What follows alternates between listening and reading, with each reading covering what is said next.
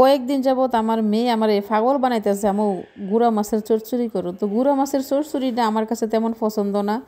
আমার মেয়ে জানি না কই থেকে দেখছে, হ্যাঁ আজকে কয়েকদিন যাবত শুধু চচ্চড়ি খেতে চাইতেছিল।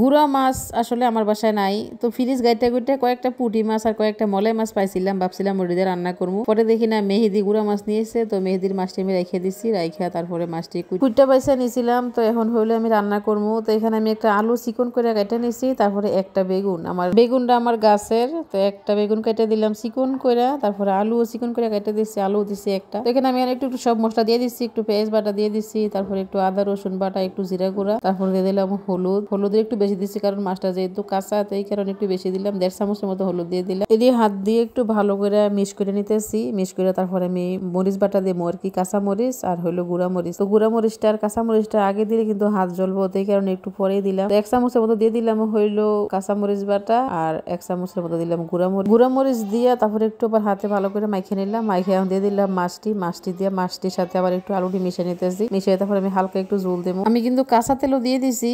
তো এখন আমি হাতটা ধুয়ে একটু পানি দেবো, যেহেতু গুঁড়া মাছ আসলে রান্না করতে বেশিক্ষণ সময় লাগে না। তারপরে আলু চিকন করে কেটে দিচ্ছি, তেমন বেশি সময় লাগবে না, তো এই কারণে আমি একটু হালকা করে জল দিয়ে তারপরে হইলে আমি চুলাতে বসাই দেবো। উপর দিয়ে কয়েকটা কাঁচামরিচ দিয়ে দিলাম। এই গুঁড়া মাছের চচ্চড়িটা কিন্তু আসলে আমার কাছে তেমন একটা ভালো লাগে না, কারণ মাছটা কাঁচা কাঁচা, এই কারণে আমি যেই কোনো ছোট মাছ খাইলে কিন্তু বাইজা তারপরে পেঁয়াজে বোনা করে খাই। জানি না আমার মেয়ের কোন পছন্দ হইলো গুঁড়া মাছের চচ্চড়ি। তো তাড়াহুড়া করতে গিয়ে কিন্তু একটা জিনিস মিস্টেক হয়ে গেছিল, আমার টমেটোটা দেওয়ার কথা মনে ছিল না, পরে দিয়ে টমেটো বাটির মধ্যে রয়ে গেছে, পরে তাড়াহুড়া করে টমেটোটা দিয়ে দিতেছি, কারণ মাছ আবার হয়ে গেলে টমেটোটা দিলে টমেটোটা সিদ্ধ হইব না। তো এখানে আমি চিকন করে কয়েকটা টমেটো দিয়ে দিলাম, টমেটো দিয়ে একটু নাড়াচাড়া দিয়ে তারপরে মিশিয়ে নিতেছি। তো টমেটোটা সিদ্ধ হয়ে গেছিল, একবারে গালা গালা হয়ে গেছিল, যতটুকু সময় আছে ততটুকু সময়ের মধ্যে কিন্তু টমেটো সিদ্ধ হয়ে গেছে, আলু সিদ্ধ হয়েছে, মানে মোটামুটি আমার রান্না শেষ। তখন আমি কয়েকটা ধনিয়া পাতা দিয়ে দিলাম, ধনিয়া পাতা দিয়ে নামাই নেবো। তরকারি কালারটা দেখতে যেমন হয়েছিল, খাইতেও কিন্তু অনেক মজা হয়েছিল। তো এখানে যদি আমি কয়েকটা বিলেম্বু কিংবা জলপাই দিতে পারতাম তাহলে আরেকটু মজা হইতো। তো গুঁড়া মাছ যদি আমি রান্না করি তাহলে কিন্তু জলপাই কিংবা আম দিয়ে রান্না করি। তো আসলে আজকে যেহেতু আমার মেয়ে চচ্চড়ি খাইবো, এই কারণে আর এখানে কোনো কিছু দেওয়া হয়েছে না। তো টক জিনিস দিলে কিন্তু খাইতে আরো বেশি মজা হয়। তো ঝোলটা কিন্তু মোটামুটি শুকিয়ে গেছে,